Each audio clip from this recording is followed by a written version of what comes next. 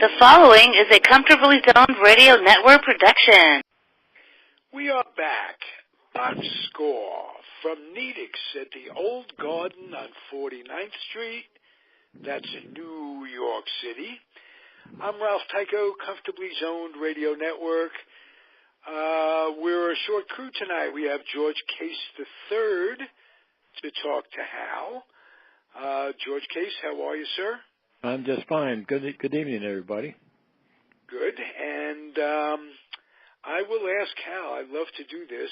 I'll ask Hal, what's the score?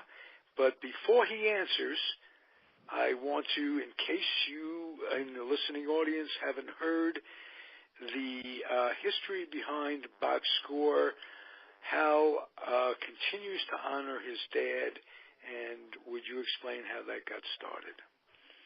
Well, when I was in college 100 years ago, I got a column. I was given a column on our school newspaper, and all of the columns, I went to Washington Square College of Arts and Science at NYU, and everybody used Washington Square, this on the square, square root, that kind of thing.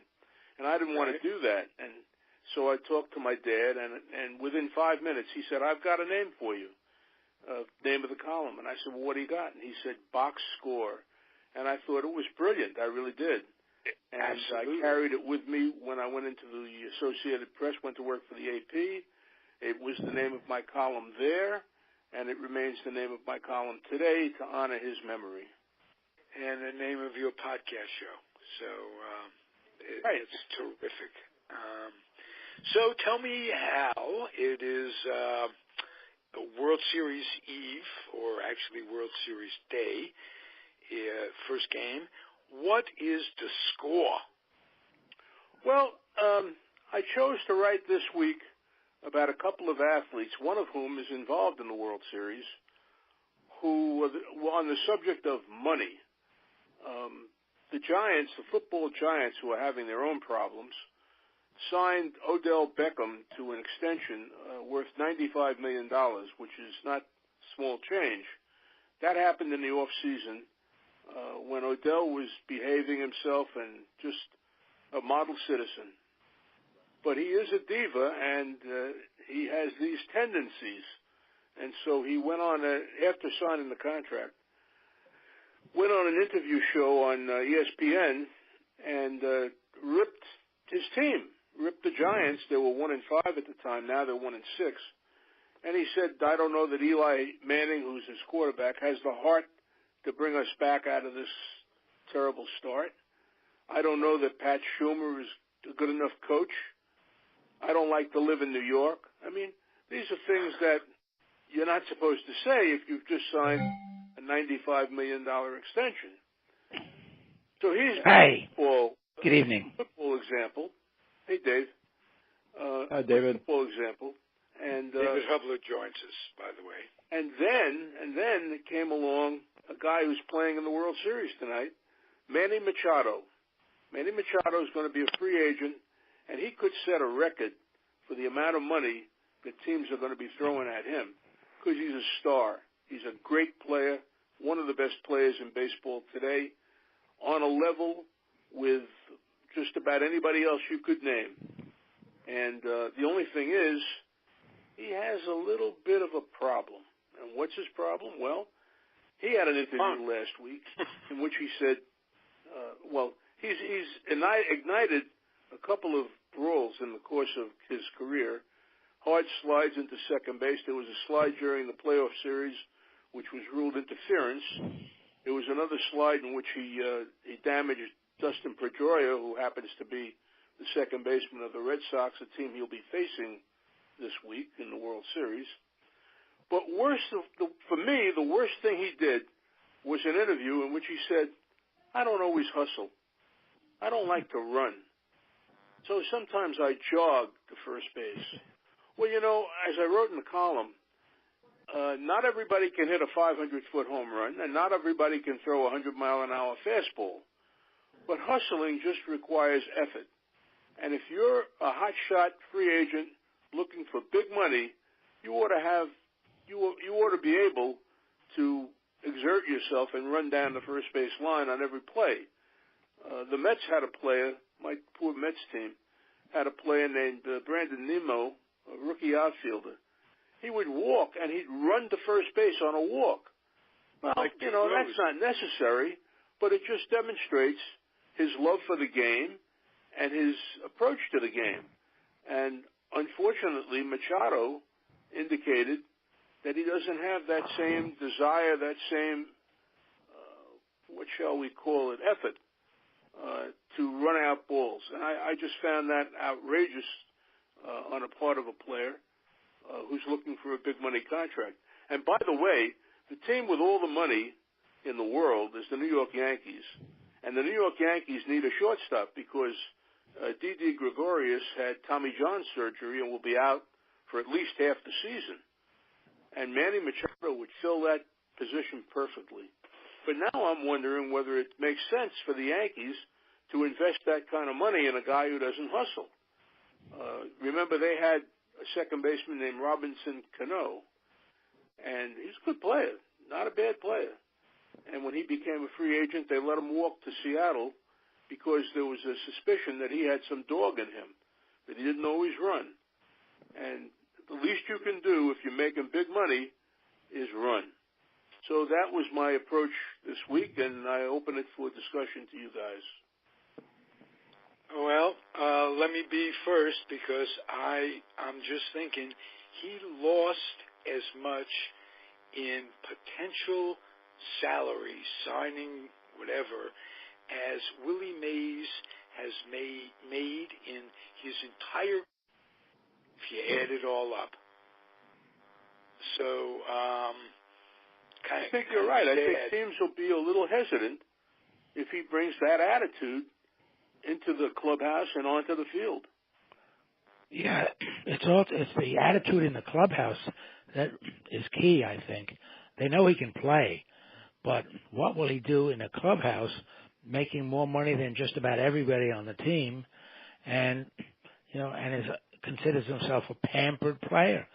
The interesting thing is, though, I live close enough to Baltimore to watch the games. I don't very often, but I've never heard any complaints about Machado in Baltimore. I don't know why. Maybe I just missed him. But this was all new to me when he went to the Dodgers. Yeah, interesting. And as a ball player, my God, he's really terrific. Oh, yeah, he's a terrific ball player. No question about it. Yeah. But, you get David, too many stars on one team. It could be that, you didn't hear much about what Machado is doing with Baltimore because they're having such a horrible season. Yeah. Now all of a but sudden, even over the last couple of years, George, right. I've never heard anything like that. No, I agree with you, but, all of a sudden now he's in the limelight, with the Dodgers, right. And everybody's focused on him, and, he's starting to run off his mouth, which I think is crazy. And, the thing about hustling is, as much as you can say bad things about Pete Rose and all the stuff that he did, he had the nickname Charlie Hustle because he did. Right. He ran everything. And, that's to his, to his compliment, to compliment him for that. I don't compliment him for the way he behaved himself off the field and the gambling and all that other nonsense. But when he was playing, he did hustle, and his nickname Charlie Hustle was right there. And I don't think anybody's ever going to, say to Machado, well, we're going to nickname you, Manny Hustle because, he comes right out and says he doesn't want to run him out. And that, to me, if I were managing a ball club and I had a player that didn't hustle, I'd make sure we had a little one-on-one and talk about it because, what happens in the clubhouse, it's a phrase called a cancer in the clubhouse. Right. And if they can see him getting away with it, the other players are going to say, well, hell, he's getting away with it. Well, I won't run him out or I won't do this and that. And that's what happens sometimes in baseball. I mean, the money is so great, but on the other hand, you're part of the team and you got to lead by example. And that's a terrible example for ball players, especially young guys coming up and say, my God, here's an established star. And he won't even run out a ground ball or whatever it is. I just think it's wrong. And what about him taking the inside of the base and spiking that guy? Same deal. Yeah. Got a little attitude issue. Right. Don't kid yourself. Word of that gets around within the community of players. Players on every team know who's doing what. And, they do. And even if the average fan doesn't recognize it, David and me, Yes. but players know it. Players see it. Players know it. Oh, sure. And it reflects on your approach to the game. I mean, the game is making you a rich man and allowing you to live a life of leisure, and you owe it to the game to play it the way it should be played. And Boston and Machado had some problems when he was with the Orioles. I don't know what it was, but I know there's some hard blood. He took out Dustin Pedroia. He injured Dustin Pedroia in a slide at second base. And Pedroia has never quite been the same. And that caused some bad feelings, and they made surface during this World Series. Right, because I think there's a Dodger pitcher that pitched on Boston at that time.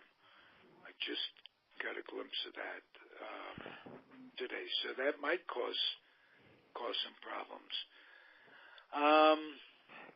What are the chances of the Dodgers signing him to a long-term contract now that they've got him on the team for half a season or so? They've got plenty of money. They do, more than the Yankees, actually. That's true. Well, probably, yeah, that's true. There's every chance that he'll stay in Los Angeles. I mean, I think he's enjoyed his stay there. I think the Dodgers have had great success with him, and he could very well stay there. But you can bet that I remember I wrote something today about the free agent draft that I covered. The first free agent draft was held in the Plaza Hotel here in New York, and the Montreal Expos drafted Reggie Jackson. They never signed him, of course, but the word was they offered him a king's ransom. Well, it turned out to be less than a king's ransom, and he signed with the Yankees. But you can bet that you can describe what Manny Machado's offers will be the same way, a king's ransom, because he's one of the best players in baseball. He's a Mike Trout, you know. He's an exceptional player. Mm-hmm. Now, speaking of exceptional players who are coming off really bad years, David Hubler, how about your take on Bryce Harper? I thought you were talking about my bad year. Confused for a minute. I didn't have such a bad year. No, it wasn't so bad. Actually, it was a step up from last year. I've always liked Harper. And he gets a bad press outside of Washington, but the guy does hustle for the most part. He's got a rifle arm. He's powerful power hitter, and he plays his position well. I think, frankly, I'd like to see him stay with the Nats because the Nats don't have that many celebrity stars. You know, the guys that will show up on the box tops, on the Wheaties boxes, or do all the commercials. So I think he really should stay. I mean, I have no say in it, of course, but Washington needs a couple of really good stars, and Harper was a homegrown star, and I think he gets on well with his teammates, from what I've read, but he's going to be offered a bundle of money too. Now, I don't think he's going to get a big offer from the Yankees anymore. The Yankees don't seem to need another outfielder, but they've got plenty. Yeah, but somebody there is going to offer him a lot of money. Whether he goes with them strictly for the money, I don't know. That's what Cano did. Cano had no chance of, with the Yankees, he always had a chance of making the playoffs and possibly a World Series. Went out to Seattle. When he looked good in center field for the Mets, Hal, I know that's a pipe dream, given the money situation. Harper? Yeah. Well, that's you could have hit on something. Talking about a team that does not spend a lot of money or can avoid spending a lot of money. Now, they invested a ton of money in an outfielder named Yoenis Cespedes. Right. And he's been hurt all the time, bad legs, bad heels, and they won't see him. And if they see him at all next season, it'll be late. So they may be a little wary of investing a lot of money again in a player. And absolutely that, no question about it. But it would be nice. That would be, given that they have such a good double play combination, decent catching.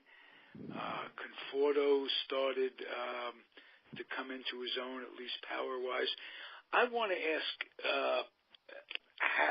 David if there's talk that Bryce Harper got caught up in that batting practice, that home run derby thing, and elevating his stroke. Does that? Yeah, there was a lot of talk about that. The next year, his numbers went way down in home runs, and he never got the stroke back. Part of the problem, of course, is that pitchers really stopped pitching to him. Either he led the league in base on balls, or he was close to it the next couple of years. Because at that time, they had Daniel Murphy hitting around him, and so that sort of helped protect him a bit. But Murphy was traded in the middle of the year, and Harper, he had a terrible year this year. He really did. For his statistics, he had a bad year. Did he come on late, though, David? Not that much, no. His batting average went up, but the home runs didn't really match the rise in his batting average. He was getting some hits, but not the kind of thing. The thing with Harper, his injuries, most of them occurred in the very first couple of his years when he ran into the wall and he did all. Since then, he's been pretty much injury free. So I think some team is going to take a good chance on him because according to what I read in the papers here, the teammates really like him. He's a good guy in the team, in the clubhouse. So Jonathan Papelbaum didn't like him. No, nobody likes Jonathan Papelbaum either. That's true. Well, boy, David, I wanted to ask you something. We started the discussion talking about analytics and all that kind of stuff. Did he alter his stroke with the so-called launch angle or velocity or whatever it is when he got into that home run derby? I mean, because if he was trying to win that damn thing, and he's a much better hitter than just trying to jack him out, I wonder if that had anything to do with it. Oh, I think you're right. George. A number of the players have sort of shied away from that home run derby because, after all you're trying to do is put it in the seats, and it's not the same thing as standing in against a major league pitcher throwing his best. So I think that really had a negative effect on it. It damaged a lot of players. Bobby Abreu, for one, was with the Yankees at the time, I think. And he just went south after the home run derby. David Wright had a terrible time after the home run derby. It's just a bad idea. I have my own ideas, but that's one of the things I could do without. Me too. Well, I'm curious too, because my era that I grew up in, the home run derby was a big deal. But you had guys, you had Mantle and Killebrew and Aaron and all these guys, who were home run hitters, and you didn't have. They were trying to do it. It was made for television. They weren't making a huge amount of money. And $100. $100. Yeah, For the winner. And I used to enjoy watching it as a kid because you're saying, the two guys going up against one another, and it was really interesting. But now it's made for television, and the bucks are so big, and guys are doing it. But I like the original concept of home run derby. It didn't last very long because I think the announcer, I forget his name, Gene, whatever his name was, but he passed away at a very early age, and Yeah, they had that. They used it at Wrigley Field out in Los Angeles. That's where the set was, and of course, that was really made. And they had a batting practice pitcher that just lay him in there. And right. The concept was if you hit one out, that was a point. If you popped up or grounded out or whatever it is, that's a strike. So, to me, it was a very interesting concept. I always enjoyed home run derby. I don't enjoy the current home run derby. I must tell you, I really don't. Well, George, don't forget that the original home run derby was filmed not in the middle of the season. Right. So these guys, the Mays and the Mantles, these guys could go out there and hit a bunch of those at Wrigley Field out there, right. And then had the rest of the winter off or whenever they did. Well, yeah, they did. I mean, now they've made the home run derby, which is part of All-Star Weekend or whatever. Right, it's in the middle of the season. Yeah, it's a totally different concept, and again, it's not something I'm really crazy. No, I agree. I don't think it's just a fan thing. I mean, just to bring people. And I think Harper won the year that the All-Star game was here in D.C., and I think that he put a lot of pressure on himself to win it too. Yeah. I think that had something to do with it. Hey, George, let me ask you a question. We were talking about what I jokingly refer to as punks or underachievers, players that didn't respect the game. It seems to me there were fewer of those when your dad played. But when he coached, it was starting to become, especially when he coached for Mickey Vernon with the new Washington Senators, right. It was starting to become a change in baseball attitude. It was Ball 4 was coming out, and it's a new generation. Was there anybody that when they sat around and talked about that they said, this guy is just cheating himself and cheating the game? Well, you know what, Ralph, I hadn't heard that. I mean, I can only tell you from my experience. I mean, when my dad was playing, the money and all, it was so totally different than what it is today. I mean, guys were, they were trying to play every day, and the contract was a year long, and they had, they were going to be paid accordingly to the kind of season that they had or the kind of season that the team had. So I can't think of anybody who my dad ever talked about, though I'm sure there were. But on the other hand, there were players that were, we've had conversations before about, racially charged atmosphere, and certainly Ben Chapman and my dad were teammates, but Ben, really got after Jackie and, when he was with the Phillies. So I think there was more of that. I can't think of any players because the most the player was making, I mean, Joe DiMaggio was the highest paid player in baseball, and he was making $100,000 a year. So, to me, it's a totally different world today. Okay. Great answer. Al, continue if you would. Well, it's just, I have a great love for the game, and George and I share a love for old school baseball.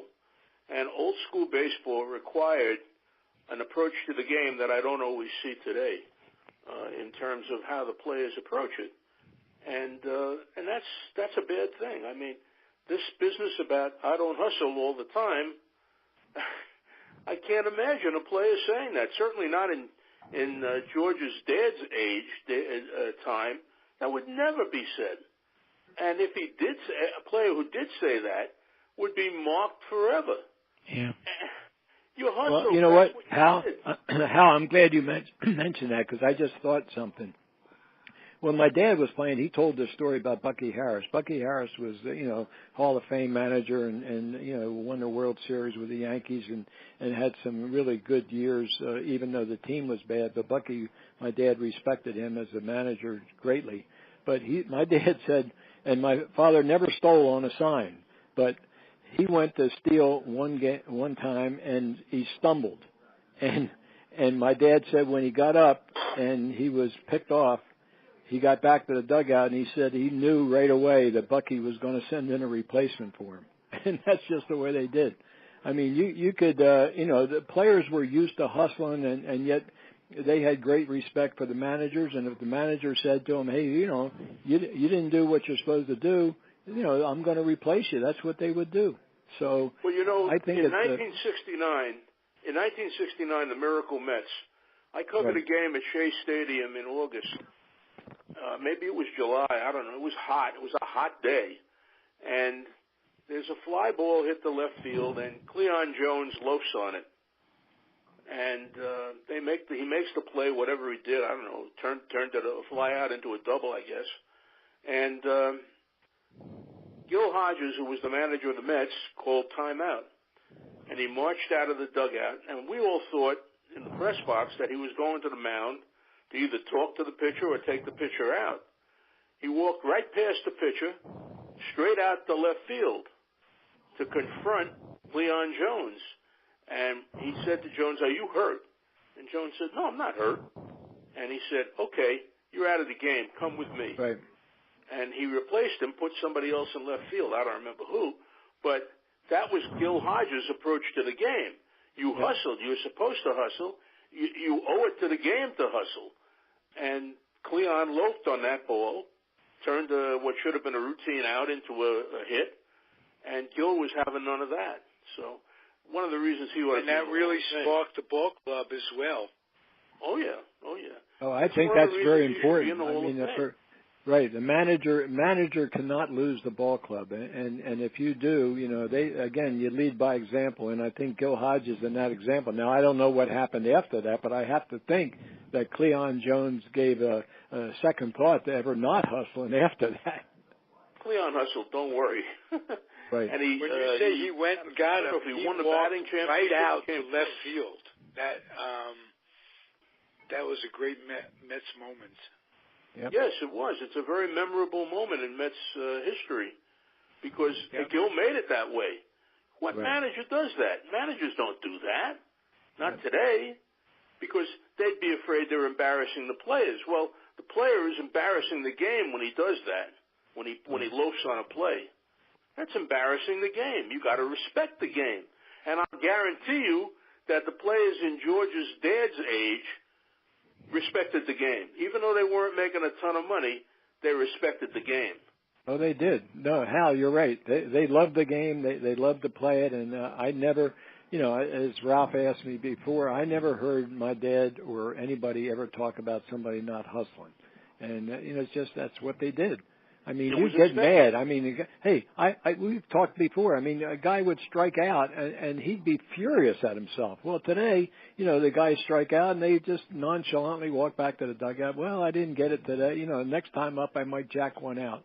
So it's a different world. And the guys, and you talked about that, that slide. Now, what they call takeout slides have been part of baseball forever. Now, the thing is, if a shortstop or second baseman, if you got a runner coming in, he knows he's going to get hit. And that's just part of the thing, breaking up a double play. But to go way out of the baseline and intentionally, spike or hit somebody, that's a different thing. A good hustling base runner will try to take out that shortstop or second baseman. That's part of the game. But it's not part of the game to really intentionally injure somebody. There's an ironic note to this whole story, and that is because I was thinking, well, we're talking about what the managers do if the players don't hustle. And, of course, the classic example, Dave Roberts stole second base in the World Series against the Yankees on a real hustle move that changed the course of the game. And could have been the last out. Yeah. And there he was now managing a club with a guy who doesn't hustle. So I don't know whether Robert said anything to him after the game, or he certainly didn't yank him out of the game, that's for sure.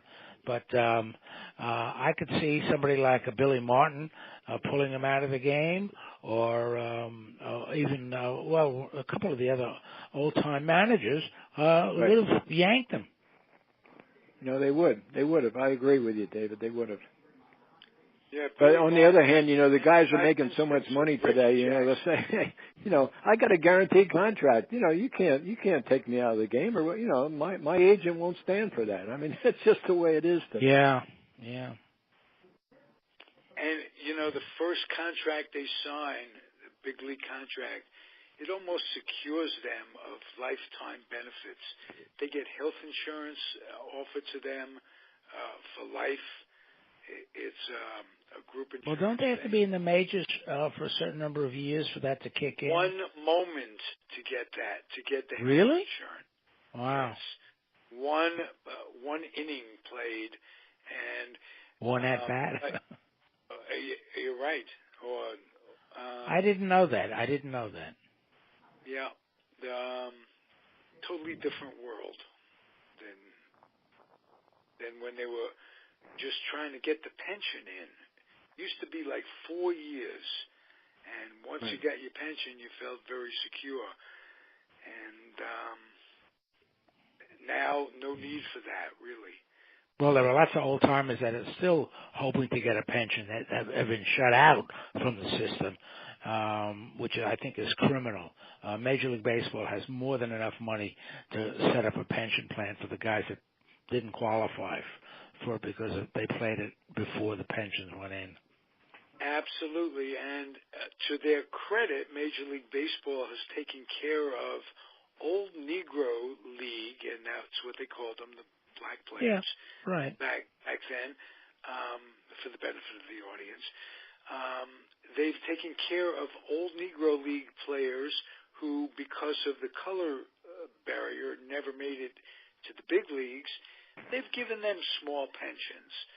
They should come and give players like George Theodore of the Mets, Carmen Fanzone, names you've heard of that put a mark on baseball, but they weren't up for 4 years, and they've been. One of the players who missed out is a very famous player in Mets history.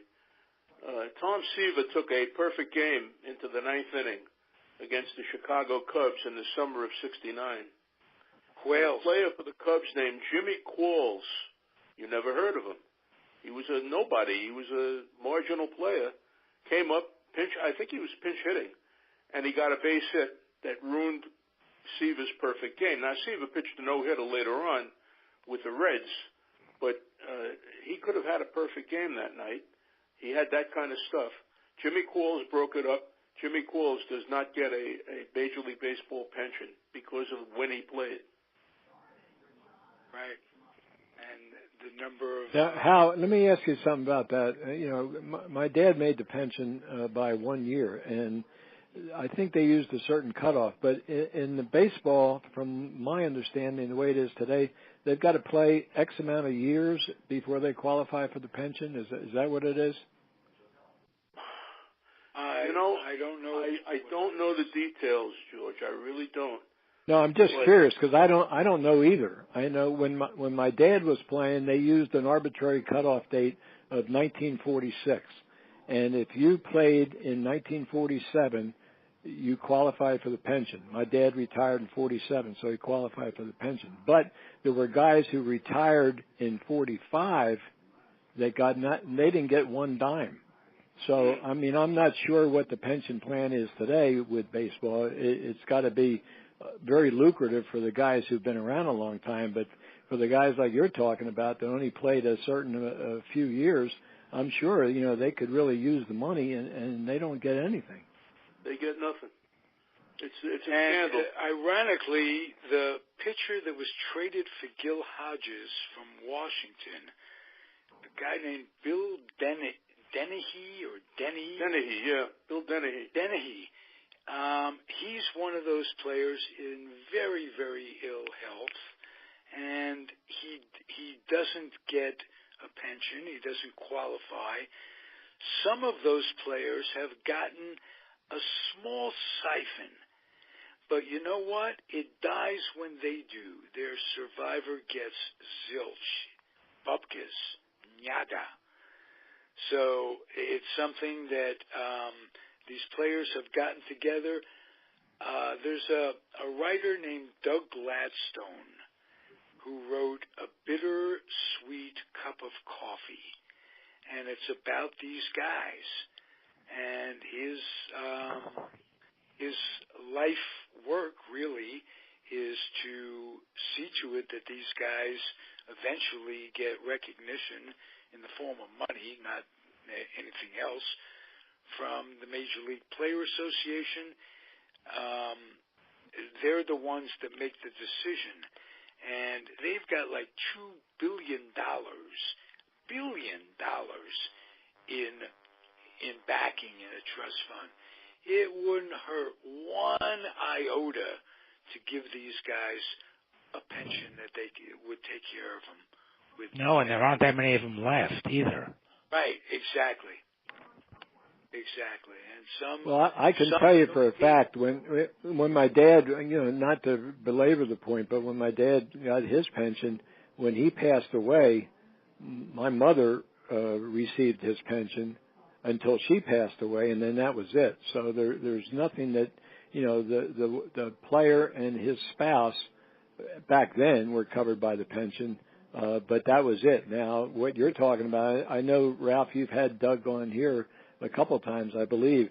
I have no idea what the current pension, situation is with regard to these guys that are owed money, if in fact they should get it.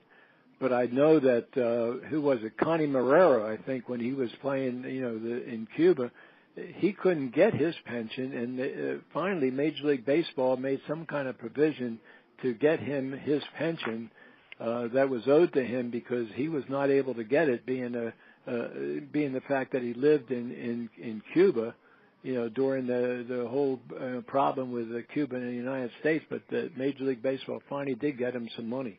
So, I mean, I'm hoping that, and I agree with what Doug has said to you, I'm hoping that baseball does step up to the plate and give some of these guys who really need it, give them some pension, at least to take care of some medical. I have some bad news for Doug and all of those players. They ain't going to get it.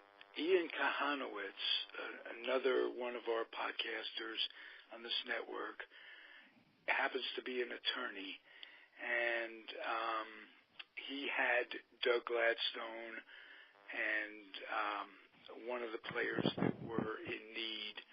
And Ian came to the conclusion, and you'll have to ask him for the details, maybe we'll get him as a guest sometime, that it's just never going to happen. That for one reason or another, the pension, the Player Association has the cards on this one, and we'll get him as a guest on the show. And well, their stand is that they represent their membership, which is the current players, and they don't have to deal with past players, with the alumni. Their concern is the 25 men on each roster currently, and so that's who they represent. Their feeling is that's who they represent. Now, I'm a compassionate guy, and I think you owe it to the people who set the table for you, who were there before you and turned baseball into a compelling sport that people follow and throw all kinds of money into the coffers. But they don't have that attitude. Their attitude is, we're all for the guys who are playing now, and the other guys, they're on their own. And that's wrong. And and they're also all for the guys that got that 4 years under their belt. Yeah. Because it was an achievement, and it was what they played for. So they don't really have sympathy for those that didn't make it. But the key is, if you have so much money, listen, think that it has to be a disgrace to baseball when you pick up the newspaper and some guy dies basically indigent because there was no money. Good example of that was Carl Hubble. Carl Hubble died with so little money in a one-bedroom apartment in Arizona after devoting his life to the front office of our New York Giants, Hal. And he was a scout and a teacher for many years. They didn't pay him anything, really. So baseball needs to find a heart. It isn't all about the money. They got all they're going to need, $2 billion in assets in that pension fund. You think they can spare a little, I guess. Well, they operated on the assumption that, I had a boss once who said a problem delayed is a problem solved. And that's basically what you're talking about here, because as these old-timers die off, there's less of a need to pay, and it's a waiting game, frankly. Right. And the bad guys are winning. It doesn't surprise me. It happens. Now they do have that program. I think it's called BATS, where the baseball assistance team. That's what it is. Right. Yeah. Right. They're terribly underfunded and well intended, and they just help the people they help. It's wonderful. They just help so very few. Because they do. I happen to know some of the guys that were involved in BAT, and they have a dinner every year. And what the deal was is that they would help without publicity. They would help a family that was destitute, and they would contribute to the health care or the living expenses of that particular player. But they did it to part of the deal was they didn't want publicity. This was the baseball assistance team. They weren't looking for glory. They were looking to do the right thing. But like you're saying, Ralph, it's very underfunded. There's not a lot of money involved, but they at least have some heart, and that they feel that they have an obligation to certain players who absolutely need assistance. Oh, they absolutely have heart. They're the ones that are doing it. It's a non-profit organization, and it's beautiful. I have no complaints with them. I have a complaint with the system that allows it to be necessary. Right. Let's face it; these guys didn't expect this windfall of bucks as late as 1976, when these guys were signing their first $1 million contracts and what have you. That's a pittance to what it is. No one would have dreamt that. And they just, again, you can't repeat it too often. You have to, these are the players, the Qualls, the Carmen Fanzone was another one, the Stork Theodore, big in Met lore. These guys. The irony of that, you mentioned George Theodore, the Stork. He was on the Mets team in 1973 that went to the World Series. He was a folk hero here in New York. Right. Why? Because he was just an odd-shaped kind of a guy with all arms and legs, and people loved him. People absolutely loved him. He contributed. He wasn't a great hitter. He wasn't a great outfielder. But he had his moments, and he contributed to a team that went to the World Series. And yet, baseball just doesn't choose to remember him or many of these other guys. Well, he would have qualified, because of the years. He didn't play enough years, I guess. Right, exactly. Yeah. Of course, you look at people like, you don't think Giancarlo Stanton's going to need a pension, do you, when he think so. hangs it up? I don't think so. Right. I can tell you that most of these guys today are not going to need that pension money, whatever it is. Exactly. They're making so much in their upfront contracts, and they're getting paid. Who was it we talked about? Bobby Bonilla is going to be paid another $1 million till 2030 or some crazy thing like that. I mean, they're not looking. They're not looking for whatever little bit of pension money. But the old timers, they needed that pension money because that was what they were going to live on. Yeah, I don't begrudge Bonilla. Bonilla made a good deal for himself. He did, Ralph. No question. Sure. And the Mets made a good deal, if I remember. At the time, by not paying him X number of dollars then, they could pay somebody else. Yeah, they backloaded the contract. But both sides benefited at the time. But Bobby Bonilla hasn't swung a bat in, 10 years, 15 years? Right. and he's getting $1 million every year. It's crazy, I think. I don't know. Yep. Yeah. Well, hey, look, give him credit. Some guys a lot of guys end up destitute. Guys make big money, not just baseball, basketball especially. Players go through it. They support the hangers-on, drugs, women, wine. Oh, let me change the subject for just a second. It's not a change of the subject. It's a money question. As we've often mentioned, my son and my money went to Syracuse University, so I have a great interest in Syracuse and how they're doing. And they recruited a kid, a basketball player this summer.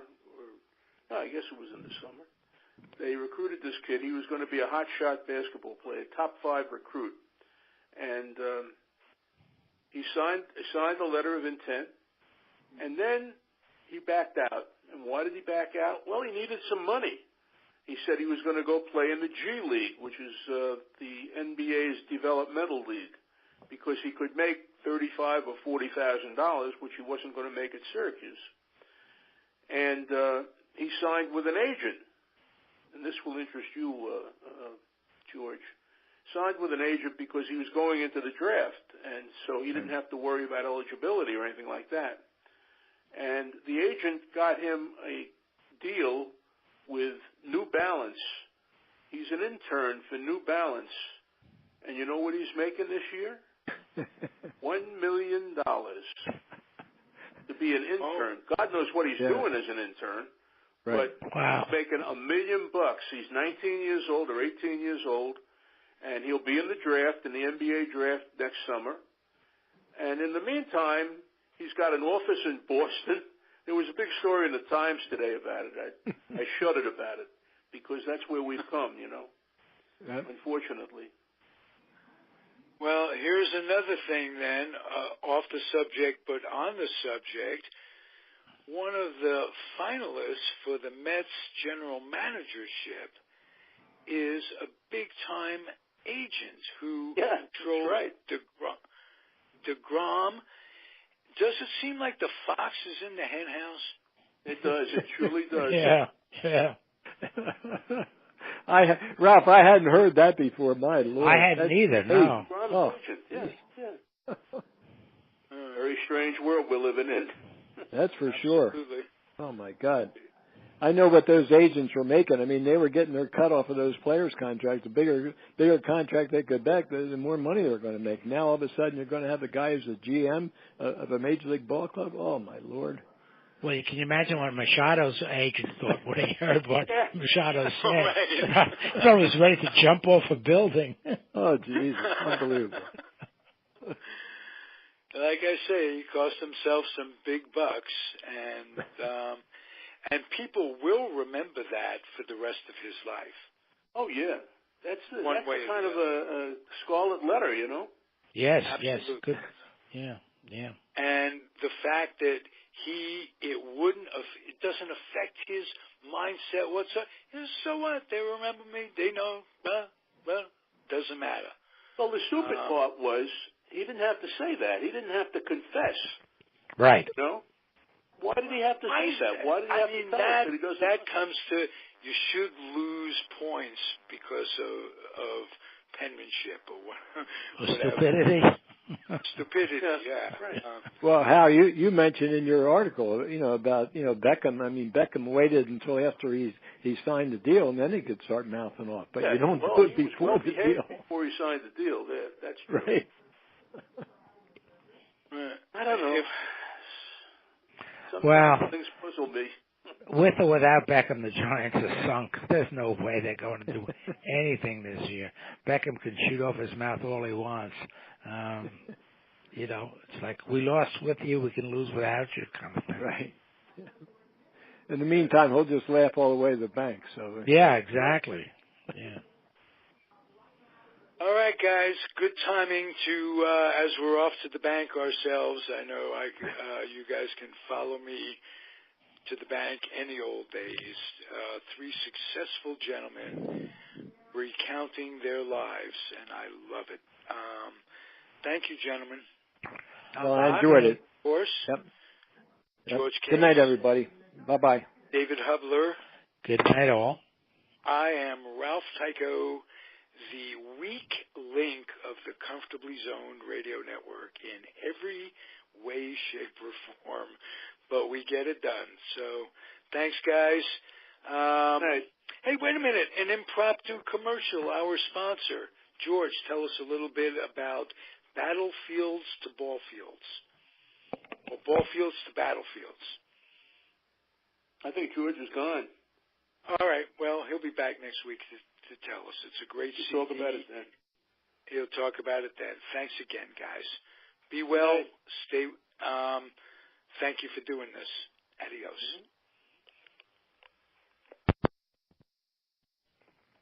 We are back. Box score from the Old Garden, Nedick's at the Old Garden on 49th Street. I'm Ralph Tycho with the Comfortably Zoned Radio Network, and we've got a full panel of folks to talk to Hal. I will introduce them. Al Blumpkin is here. Hello, Al. Hello. Hi, Hal. Hi, Al. Good. Yeah, the series is over. I'm back. All right. George Case never left. Series is over, and he's here. Hello, I'm George. still hanging in there. That's right. Yep. Okay. David Hubler is here. How are you? Hello. Hello. Good. And, of course, the man of the hour. I lose track of the fact that some people have joined this podcast late and this, that, and the other thing. Hal Bock was a sports writer, baseball writer for the AP for 40 some odd years. Am I right, Hal? That is correct. Incredible. You've got a wealth of experience and that we draw on in terms of what it is to write a column. You're still doing it. You're almost 50 now, and you on one leg. He just gave you a compliment, Hal. I think it was a compliment. Yeah. Yeah. Sure it was. I mean, all right. You know, our chronological ages have nothing to do with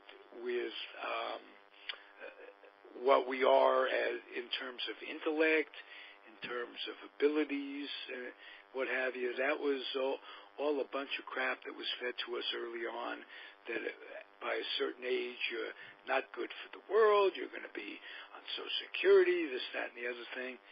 Not true. And believe me, I know of the 4 people here, all of us up in our 70s, we don't miss a beat. None of us. I include myself. And so without any further ado, I will ask the magical question of Mr. Bock. What's the score, Hal? The score this week is the World Series. Allen is back from the World Series, and it was not, in my mind, a really memorable World Series, with the exception of one game, and that was Game 3, which went a record 18 innings, 7 hours and 20 minutes, the longest World Series game in history, both by time and by innings, the only game in this World Series that the Dodgers managed to win, and it brought to mind the last time that the Red Sox and the Dodgers met in the World Series. It wasn't the Dodgers, it was the Brooklyn Robins, or the Brooklyn Suburbas, and it was the year 1916. That's 102 years ago. The Red Sox and the Dodgers met in the World Series, and the remarkable thing that I found was that they had a marathon game in that World Series.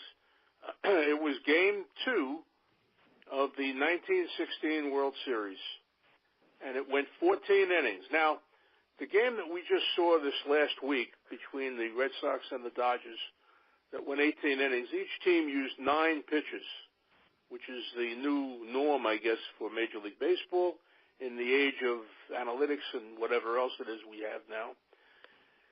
The game in 1916, the 14-inning game, that used just two pitches, two complete games, 14 innings each.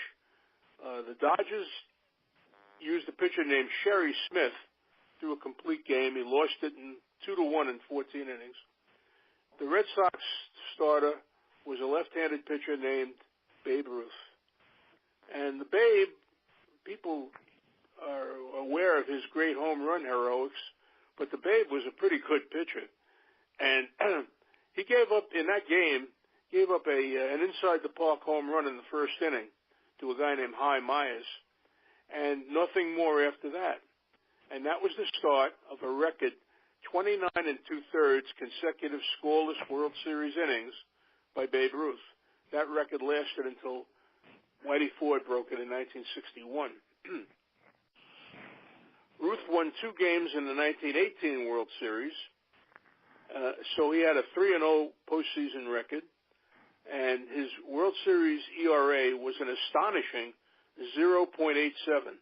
And then he went out and hit the rest of his 714 home runs. So, in my mind, he was maybe the greatest player we've ever had in this great game of ours. So that's what I wrote about this week, gentlemen. I wrote about Babe Ruth and the 1916 World Series and marathon games, and how baseball, the great thing in my mind about baseball, it is not governed by a clock. And there's the great song, Take Me Out to the Ball Game, which has a great line in it. It says, I don't care if I never get back. And I'm sure that the people at Game 3 of this World Series were beginning to wonder if they would ever get back. So I leave it open to you guys to talk about the World Series. Well, I just want to commend you guys for watching it on the East Coast all the way through. I didn't. No, not quite. Who could watch that whole thing? Well, yeah, no, I went to bed, woke up, turned the television on, found out, because I wanted to see what the score was, found out they were still playing. My son did the same thing. Yeah, I fell out after 11 innings. Yeah, well, I'm on the West Coast, so I got to watch it in its completion. It was a compelling game, right? Yeah, I woke up to take a pit stop. I hadn't turned the radio off, and they're just wrapping the game up. That's how I found out. Right, must have surprised a lot. That's one of the big faults with today's World Series. The times that the games are played. I don't care how big a fan you are, and most of us are pretty big baseball fans, but that stretches it.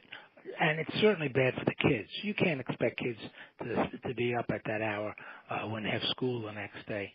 And they're doing nothing at all to make any kind of accommodation on weekends. They let football take over on the weekends.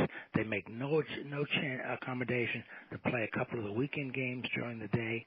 I mean, it's ESPN runs the show, or Fox, or whoever is doing it.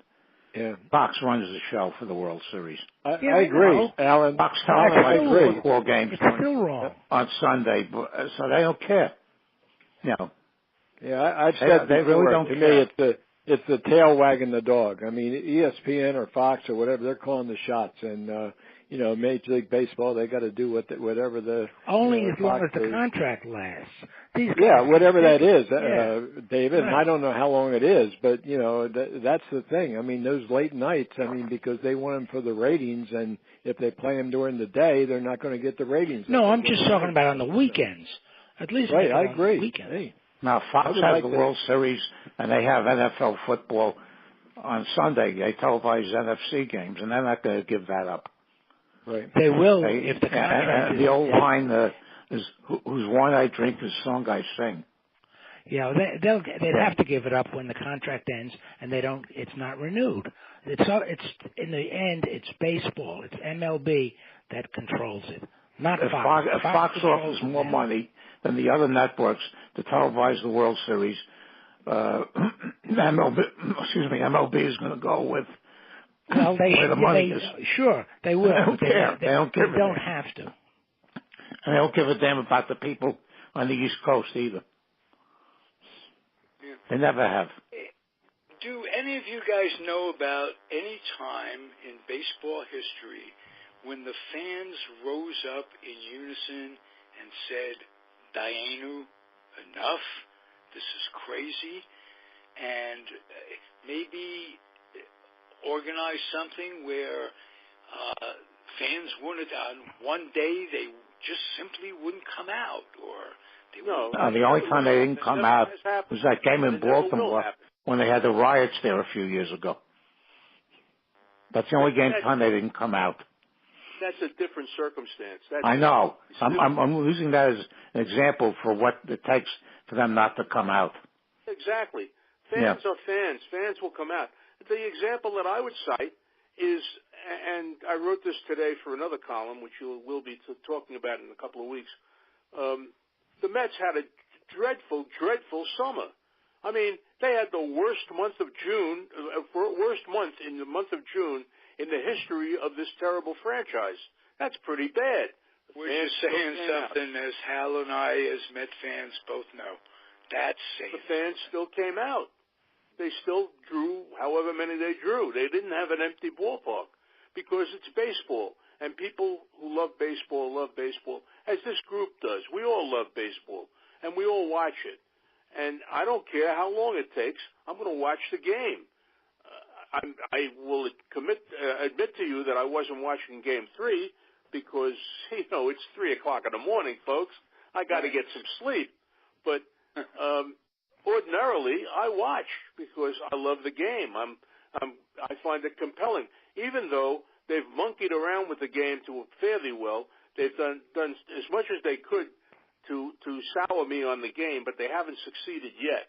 Maybe they will one day, I don't know. But with the analytics and all of the changes that George and I often talk about.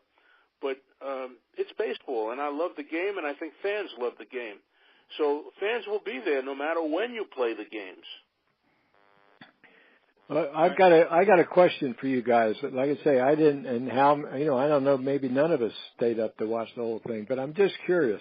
We've talked about, the lack of fundamentals and all that kind of stuff. Were there any innings?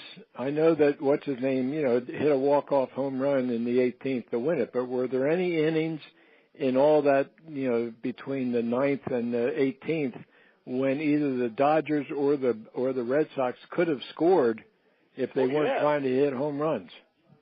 The second baseman. I think. That's a good question. Yeah, Kinsler threw a ball away in the 13th inning that would have ended the game.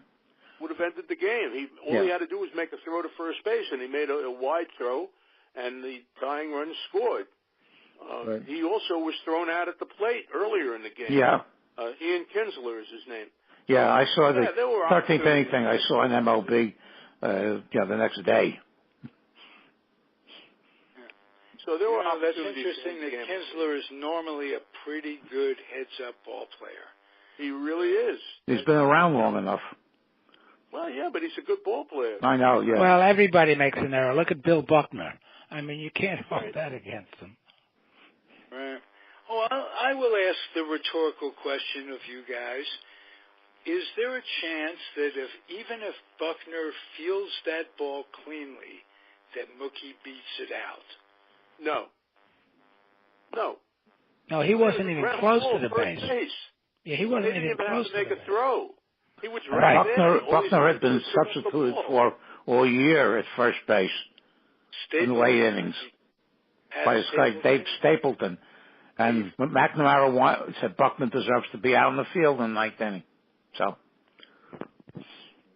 Yeah. He also had an issue with his feet. He had some problem with his feet. Yeah. So and then they brought in Calvin Schiraldi, who couldn't get any of us out in those last two games. Yeah. So I mean, they lost. That's it. Sorry. Yeah. But the Red Sox have redeemed themselves. They've now got four championships in this century, in the last 13, 14 years. That's pretty good. Yeah. And guys, there was an open-ended question on Facebook.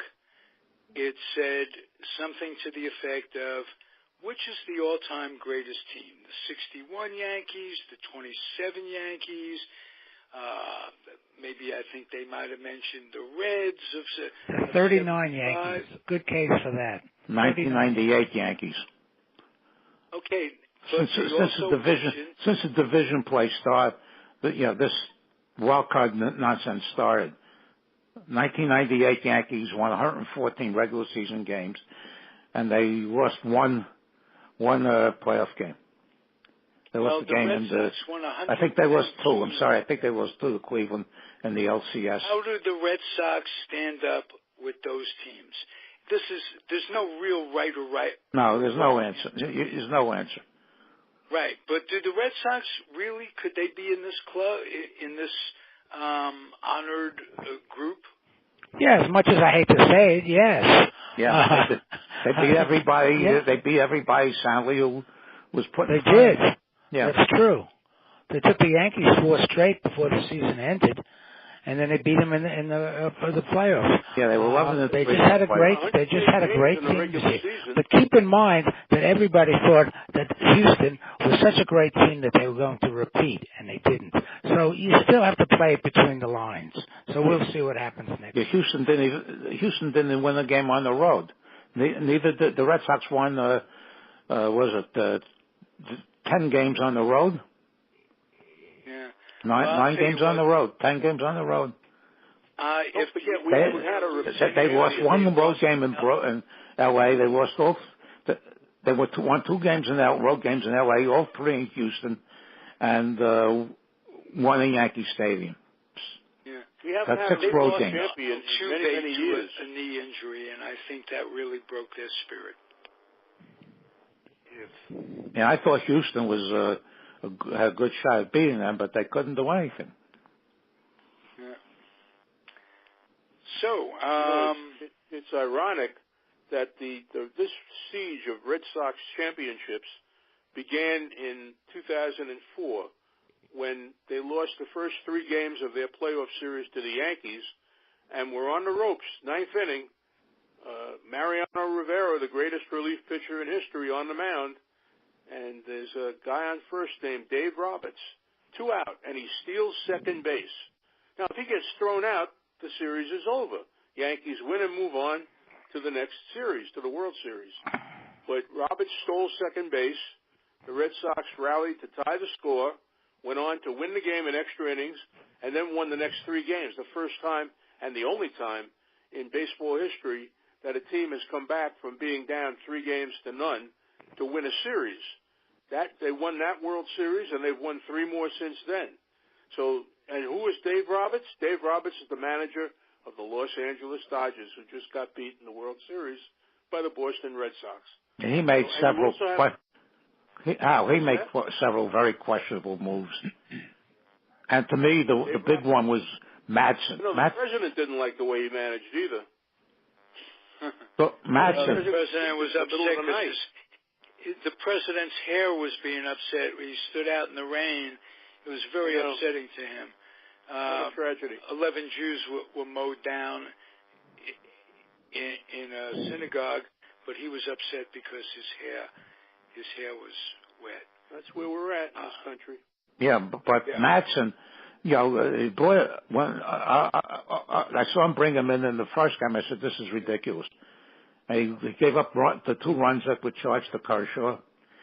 And then they bring him in the second game, and he blows that one. And then when they brought him in the 4th game, if they pulled Hill, who had given up 1 hit, he serves up a 3-run home run.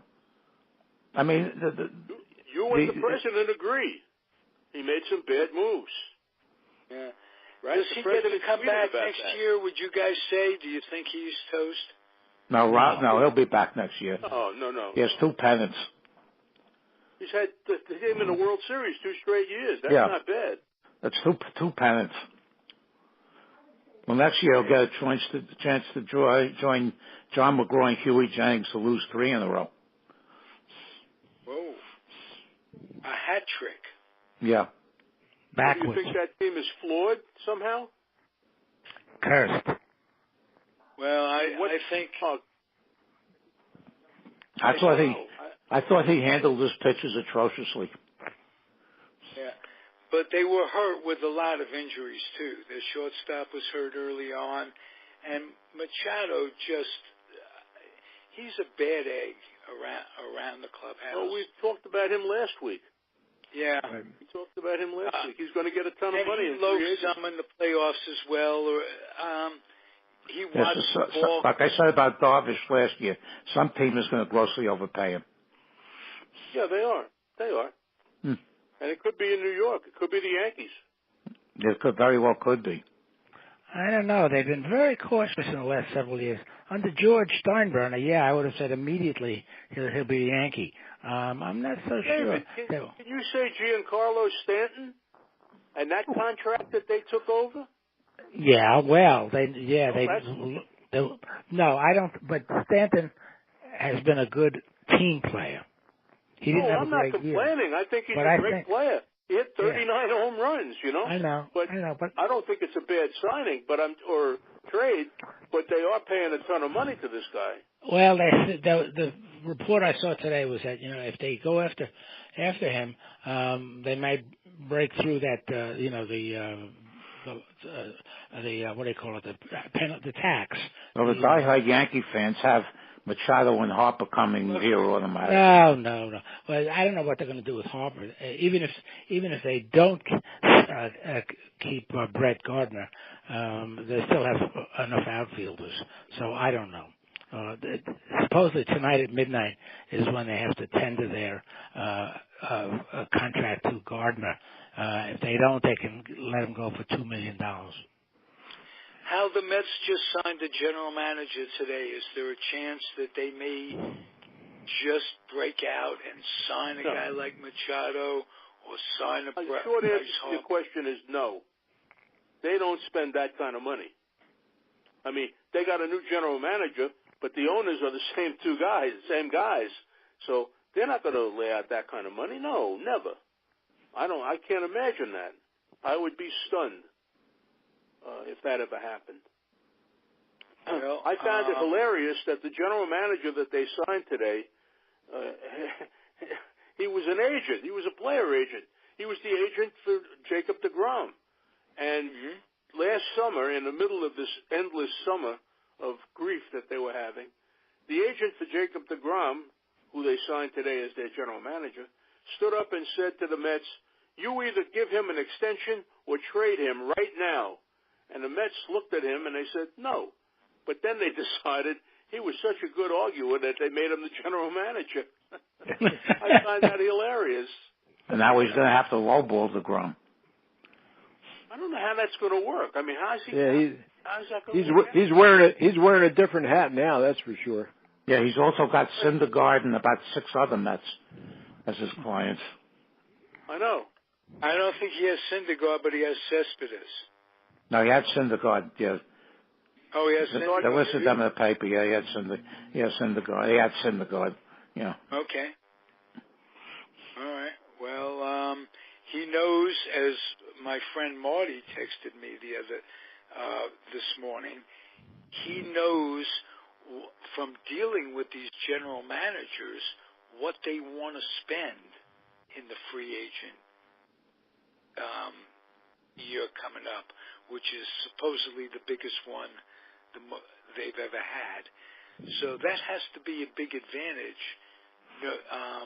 He still has to run everything through Jeffy. Yeah. Well, they're the owners. The owners call the shots. They have the money. They have money. They're keeping the three-headed monster. Yes, they are.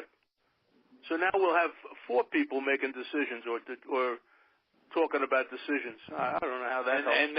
And then deciding, and then having Jeff decide it. Yeah, that's right. We'll have 4 opinions, and then Jeff will decide. Yes, after that. It reminds me of the senators that lose an election, and then they wind up working for a public affairs organization that used to lobby against him or for him as a senator. Yeah, it's the same thing. I will say this new general manager I watched the press conference today where they introduced him, and he's a very slick character. I mean, he's very just slick is the word that comes to mind for me. Just sharp. He seems very sharp. Now, how is that going to help if you don't have a bankroll to distribute to the free agents that you need? And he said something that struck me. He said, "We have a winning team right here now. We have winning players right here now." Yeah, right. So, yeah. How come you wound up in 5th place, pal? You know, I mean, well, you know. First of all, I can play devil's advocate as to why he's right and how come they wound up in 5th place. First of all, we could start with Conforto. He came on late, came into his own. They had one hell of a lot of injuries, as usual. And when you say, are they a winning team right now? They've got a double play combination that's very decent. Their catching is improved. They've got 5 starters that rival any 5 starters in baseball right now. Ralph, they got to score some runs. They got to score some runs. This kid Alonso coming up, who's playing in the They wouldn't bring him up. Arizona League right now. They wouldn't bring him up in September. No, they wouldn't because of his defense. But yeah. In this league, all reports, he's improving beautifully defensively. In this I think Wheeler's a free agent. I think Wheeler's a free agent. I don't think he's a free agent, but I think he might be in his walk year. I think you're right, yeah. Yeah, they can surprise very quickly with 1 or 2. You put Bryce Harper in center field with what they have now. Forget it. Katie barred the door. Then they're shelling out $350 million for him. It's going to cost a fortune, and they are not going to spend it. Yeah. Right. If somebody explains it to them that it doesn't cost a fortune, you're investing a fortune to make a fortune and a half. That and no better person can do that than a player agent. They said Harper's starting price, Jason said, 10 years, $350 million. That's the starting point. Okay, then let's look at a guy that may come a little cheaper, and that's Machado. Because Machado... He's a head case. He's a head case, but because he's a head case, remember how young he still is, he lost a lot of money. But as a matter of fact, like we were talking the other day, he lost more in his screw-ups in future money that he could get than DiMaggio and Mason Mantle made in the This guy does not have the mental strength to do more than he has. Nothing is going to make him. What he has if the Dodgers couldn't get him to get his act together, nobody can. Here's another interesting question. The Dodgers have a pitcher named Clayton Kershaw, and he's been the ace of their staff. He's won several Cy Young awards. He's been in All-Star games. He's been their guy, their go-to guy, although he's had some problems in the postseason. But he's the best pitcher on their staff and one of the best pitchers in the National League.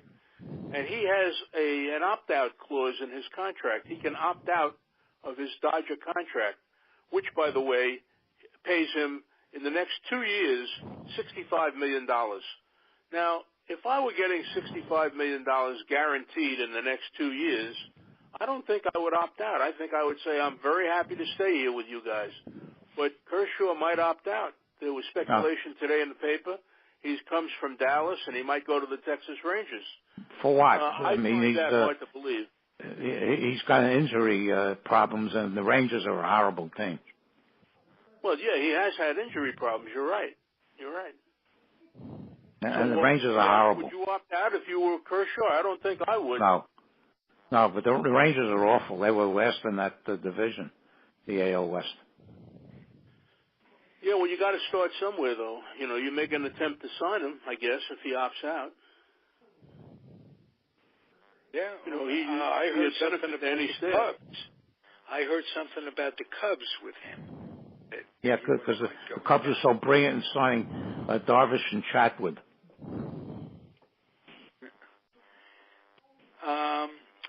I have a question of you guys. We talked about managers being in peril, and I don't think I asked you guys about the chances of Madden coming back with the Cubs. I believe he is coming back. I read the same stories that you did, Ralph, that he might be in a little trouble. But don't forget, he bought a lot of love when he won the World Championship. He didn't win it. They won it in spite of him, I think, 2 years ago. But think about 100 and odd years that they hadn't won a World Championship, and suddenly they win one, and he's the manager. There's a lot of love there for him in Chicago. So even though he may not have had a great season this past year, I don't think he's in any peril. I think that he will be around for at least 1 or 2 more years. Yeah, I think the front office did him in with the signing of Darvish, who they paid $20 million for 1 win, and Chatwood, who led the National League, maybe the Major Leagues, in walks.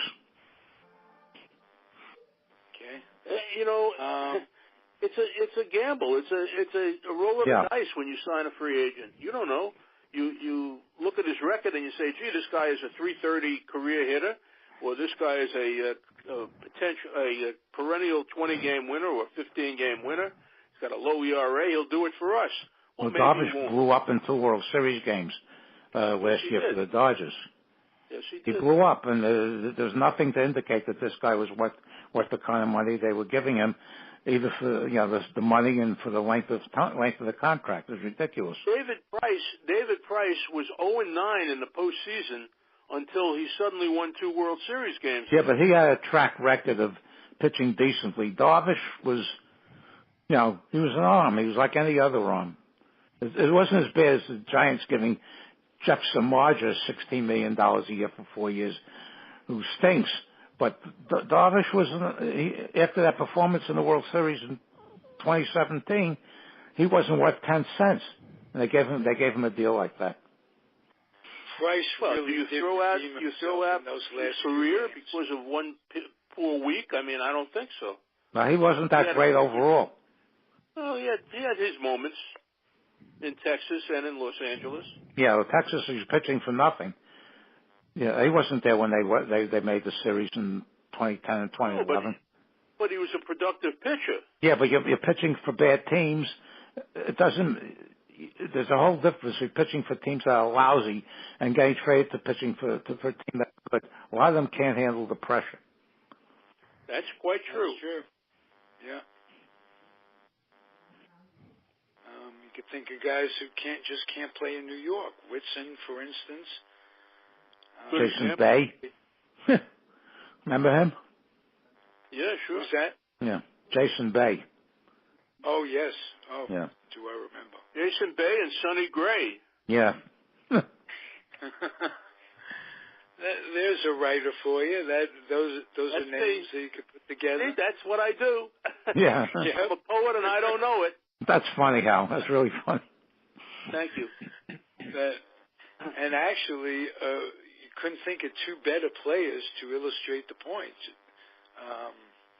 They were very productive elsewhere, and Gray may be productive elsewhere again. I don't know.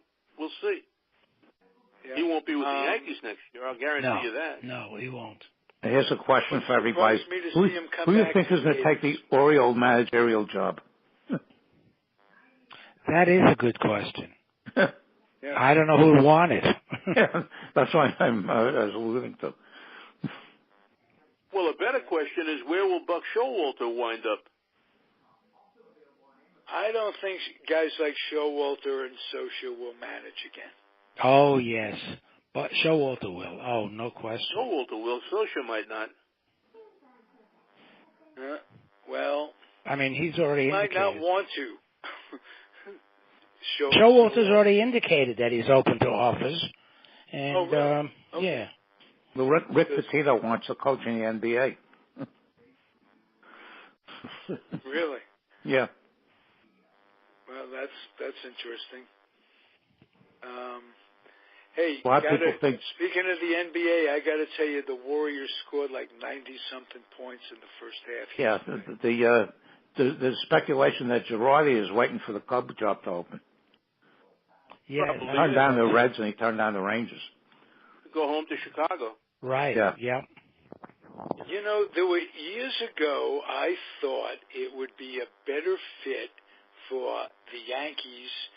I think Piniella was managing the Cubs, and I thought it was around the time the Yankees hired Girardi, and I thought it would have been a better fit for Piniella to be back in New York and for Girardi to be managing the Cubs back then.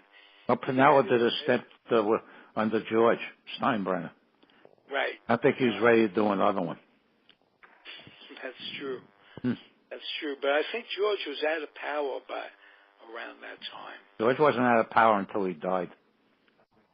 That's true. That's true, too. He did slow down quite a bit at the end. Yeah, the two sons are keeping a very low profile. Yes, which is nice. Yeah. As a Met fan, I have to appreciate ownership that on that level that will go out and spend the money, because we certainly don't have that, do we, Hal? No, we don't do that. We play low-key baseball, low profile. Right. After all, it's not like it's a big market team or anything. That's right. It's not. You're right. It's operated like a mom-and-pop store, you know? That's one of the reasons I was rooting for the Brewers, because they're it's very difficult for me to root for the Brewers because of Bud Selig and all that nonsense of putting the Brewers in the National League and Houston in the American League and all that crap. And I'll never forget that he cancels an All-Star game and what have you, and he has the All-Star game being a game of significance, and he's in the Hall of Fame. Well, as I've told you many times before, they lowered the bar when they put Dewey Kuhn in. Oh, yeah, for sure.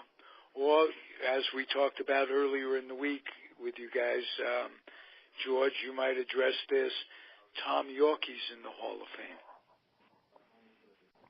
Yeah, well, there's guys in there, you know, we can all, you know, say who belongs or whatever. I mean, there's players in there that I feel don't belong, as well as, you know, owners. And I happen to agree with you about Selig, but that's my opinion too. I mean, you know, it just seems that, you know, Hall of Fame is open to having Commissioner of Baseball, you know, being inducted. I'm not saying I agree with it. There's things that happened in baseball that I think are horrible.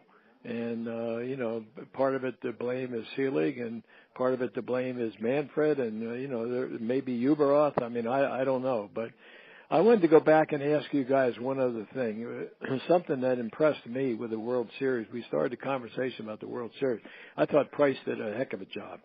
Did very well. But the guy who really impressed me was the reliever, the little guy with the glasses. What's his name, Hill? Pierce, I think. No, Pierce is the first baseman.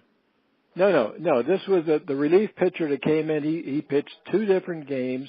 Came in. He's small, but he's got a hell of an arm, and he really did a good job. And I was very impressed by Uvalde.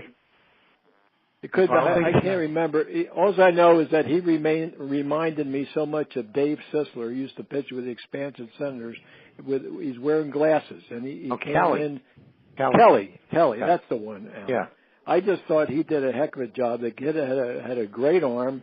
He had good location, his speed. I mean, they weren't able to touch him. And yet, when you look at him out on the mound, I mean, he's not somebody that you really would think would be a power pitcher. But yet, he had a really good arm and did a good job, I thought, in relief, 2 different games. Yeah, according to what they said. You're just partial to sons of good ball players. Well, I just happen to watch baseball maybe from a different perspective, but I would have happened to like the way he pitched. They said all of a sudden he found control because during the season he walked, he gave up a number of walks for the innings he pitched. Well, that could be, Alan. I don't know, but all I'm telling you is that what I saw in those 2 games, he had very good command of when he's on, he's very good. Right. Yeah. Well, that's the best time to be on is when you're playing. In the World Series. Oh, yeah, absolutely. Timing is everything. Again, Price really redeemed himself. That's cool. I thought he did very, very well. I mean, he threw. I mean, he was out there and he took it upon himself. He really kept Boston in the game. What did he give up? 1 run in 7 innings or 8 innings, whatever it was. I mean, he did a heck of a job. Yeah, he won the clinching game with Houston when he gave up pitched 6 innings of scoreless ball, and of course, he was a fairly moderate pitch count, and of course they pulled him after the 6th inning. Right. Well, the old adage in baseball had always been good pitching stops good hitting, and I think that was an example. And vice he did a versa, job. Yeah. Hal, just in case you're interested, Babe Ruth's career regular season was 94 and 46, includes 5 wins that he got for the Yankees when he was pitching at the end of the season for various reasons. And his lifetime ERA was 2.28. That season, 1916, when he won that 2-1 game in extra. Yeah, he led the league in ERA that year.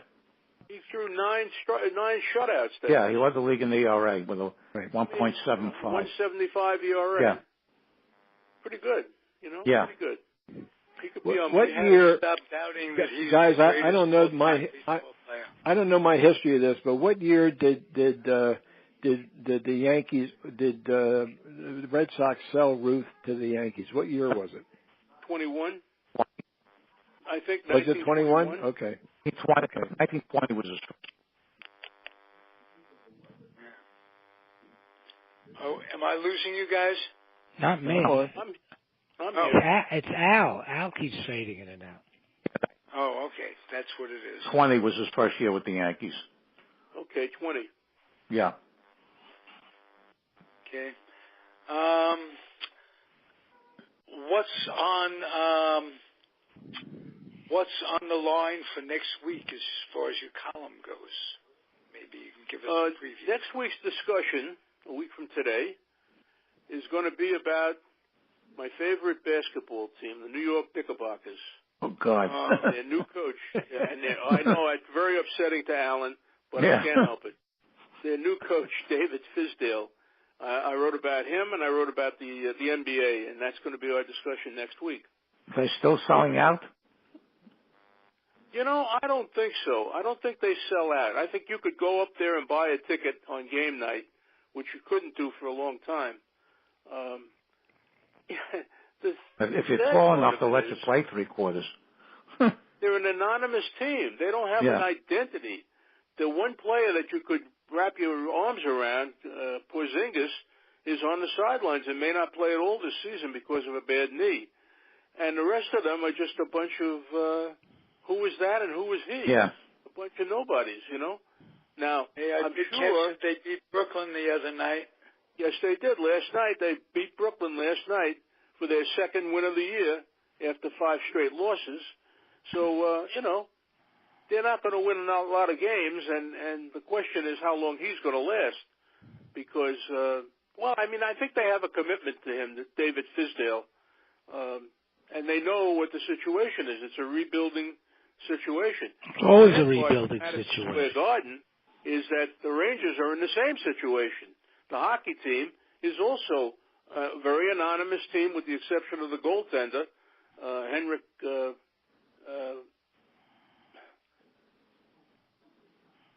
See, he's anonymous too.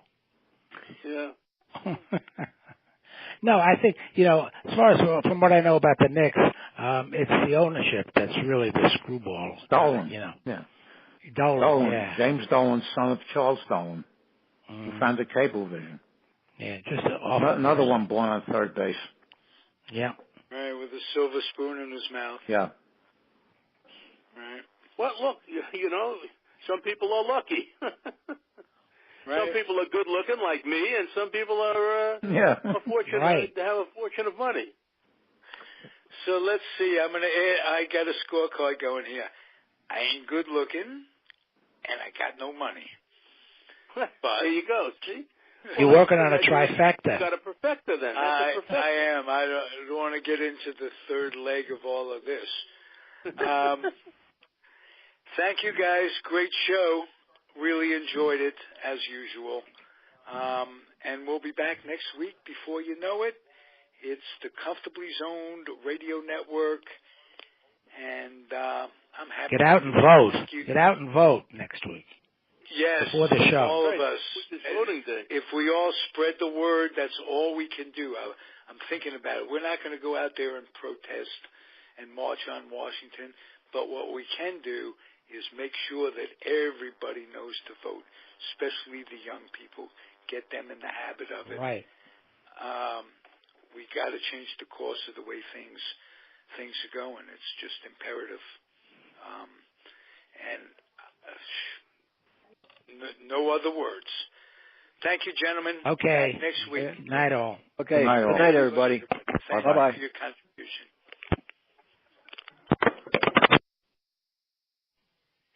The proceeding was a Comfortably Zoned Radio Network production. Thank you for listening.